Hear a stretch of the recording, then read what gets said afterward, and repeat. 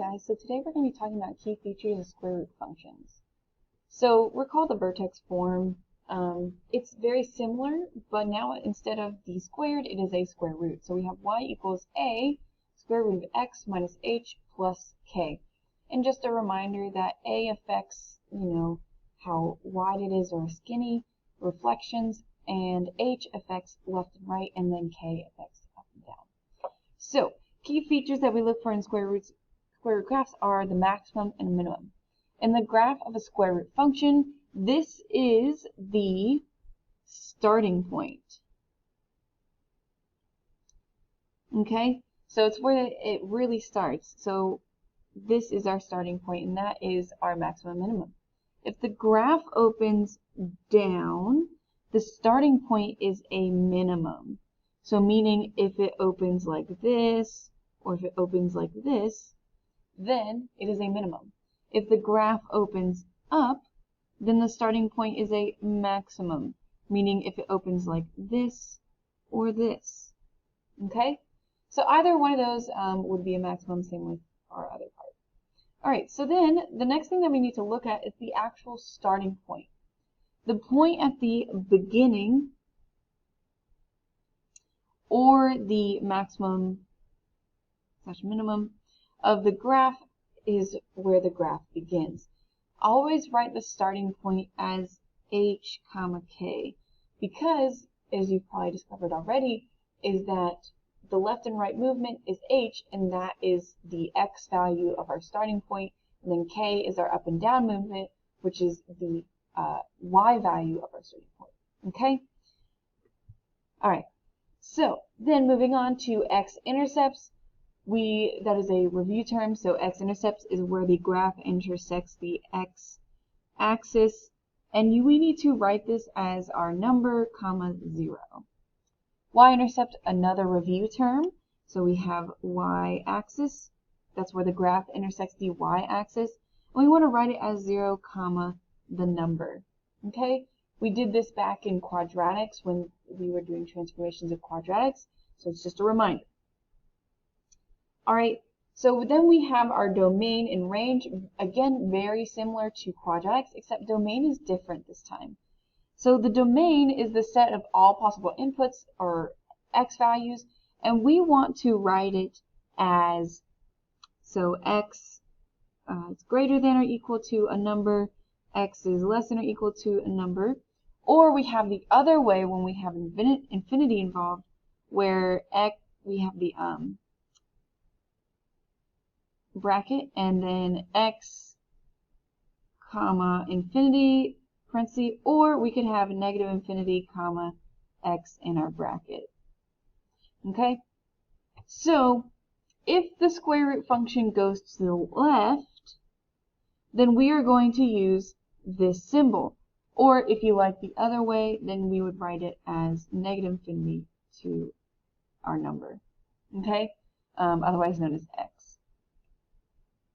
Alright, and then same idea for the other way. If the square root function is going to the right, so we would use this symbol. Okay, or if you prefer the other way of writing things, we would do it this way. Okay, so really just looking at the graph can tell you so much about which symbol we can use, so I'd highly recommend keeping this as a little note card next to you as you take your test or quiz or whatever. Alright, so then the range is the same idea as we did with quadratics. We have to figure this one out as well. So range is the set of all possible outputs, or the y values. So we have to go to the starting point, trace to the y-axis, and we have to choose our appropriate symbol. So if the square root function opens up, so again, remember that's going to be like this. Sorry, let me correct myself. Like this. Then that's going to be up, so we can say we can use this symbol, but if we want to use the other notation, it would look like this. Okay? And then we have our other parts of this. So if the square root function opens down, so like this or this, then we'd use our other symbol. Or if we want to use the other notation, we would use this. Okay? And the x and y are the x coordinate of the starting point and the y coordinate of the starting point.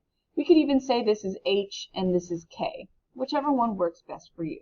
Now let's do some examples together. So our first example, we have y equals 3 square root of x plus 1 minus 3 on the outside. So what I'm going to do is I'm going to graph what I know I can graph and then maybe use Desmos to help me out. So I know that my h is plus 1 and then we have minus 3 for k. So that tells me if I have x plus 1, that means I'm going to go to the left 1 and then we're going to go down 3. So left 1, down 3. So this is my starting point. Okay? And then I do know that we're going to go like this direction. I just don't know exactly where. So I can already answer a few of my questions. Maximum or minimum? This is a minimum because it is opening down. My starting point, well, we already figured that out. It's be -1, -3. Now the rest of them, I'm going to go to Desmos to help me out, just so I don't mess up. So I went into Desmos, graphed it, typed it in, and I see that we have an intersection here, and it looks like another point that we could graph is 3, 3. So I'm going to graph those 2 points. So we're going to have 0, 0, and 3, 3. That seems like enough information for me to go ahead and answer more questions. So next is X-Intercepts. So that's where we cross the x-axis. So this is the x-axis. We just got to see where it crosses. Well, it crosses right here at 0, 0. So I'm going to write 0, 0. Then we have the y-intercepts. That's wherever we cross the y-axis. Well, what do you know? It's at the same point of 0, 0. Okay? So now I have my domain and range. Domain is going to be all of our x values. So one thing that I noticed that I'm going to write off to the side is that we are going to the right. And if you remember from the previous page, if we're going to the right, then we can use this symbol or this format. So we're going to have x, comma, infinity. So x being the x coordinate of our starting point. So -1, comma, infinity. And that should be a bracket. Okay? So then range. All right? So I notice that we are opening down. So I'm going to go up here. If we are opening down, then that means we have y, comma, infinity. So y from the starting point. So that means we have -3, comma, infinity. And we have that. And then last things last, we just have to state all the transformations that took place from the parent function. So we have a vertical stretch of 3. We had a left 1, and then we had a down 3. And that's all that happened to our function. All right, let's move on to our next example. So in the next example, we have y equals square root of x plus 4. Less involved, so that's nice. It'll be a little bit easier for us. So the first thing I'm going to do is stuff that I know. I see that we have x plus 4, so that means we're going to move left 4. So moving left 4, and we don't have any vertical movement. We are just moving to the left. Another thing that I noticed is that we do not have a vertical stretch. We don't have an a, so it's going to increase just like a normal square root function. So I know that I'm going to have this pattern going on. If you're ever unsure, just put it into Desmos. It will give you all the points you need. Okay, so this is my line. All right, so first things first, maximum or a minimum. Well, we're opening down, so that tells me we have a minimum. Also, we can just tell that this is the lowest point. Our starting point is the lowest point. Our starting point, we just have to name, is -4, 0. All right. Next thing, x-intercepts. So I have to see where it crosses the x-axis. Well, it actually crosses at the starting point. So my starting point is also the x-intercept. All right, next is the y-intercepts. So wherever it crosses the y-axis. It crosses the y-axis right here. And that point is 0, 2. Another thing that you can do to prove x and y intercepts is by plugging in 0 for either x or y, and it'll give you the other coordinating variable. All right, so let's move on. Domain. So I'm going to use my hints to help me figure out what symbol / notation I should use. So I see that we are going to the right. All right, so looking back up here, we have this as our going right, so we have to do x, infinity. So x is going to be -4, don't forget your bracket, infinity. Alright, so now I got to do our range. So I see that we've been opening down. If we open down, going back up here, we open down, we're going to use this guy, so y, infinity. So y, infinity, bracket, 0, infinity. Okay, remember I'm getting that -4 in my 0 from the starting point. That tells me everything I need to know about domain and range. X and Y are the only ones that you really have to figure out. So last things last, let's name the transformations that occurred from our parent function. And the only thing that occurred was that we moved left 4. Everything else was kept the same. Alright, so let's do our last example. We have y equals negative square root of x minus 2 plus 1. So first things first, I'm going to plot my starting point because I can see that right from my equation. So we get that 2 and then that 1. So that tells me that we are going to move right 2 and up 1. So we start right here. Okay? And then I notice we have something new. We have this negative here, which means we are going to reflect across the x-axis. So instead of going up now, we are going to go down.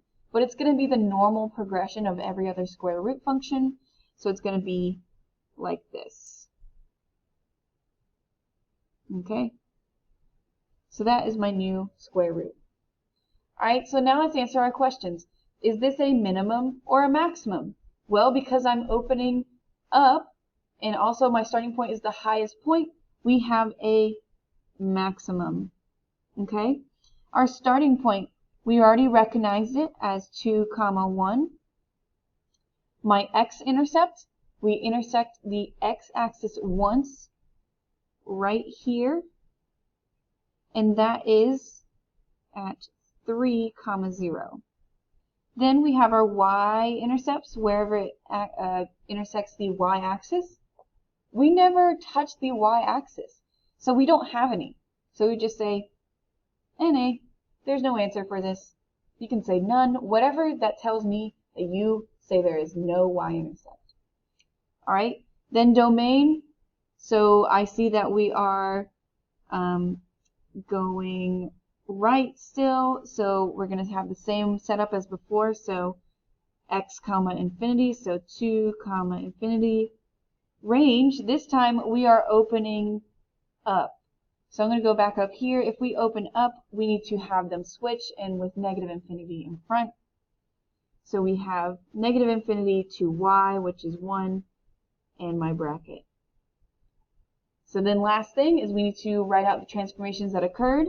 So we had a reflection over the x-axis. We moved right 2. And then lastly, we went up 1. Okay? And that's it for today's lesson. I hope you have an awesome day and stay safe out there.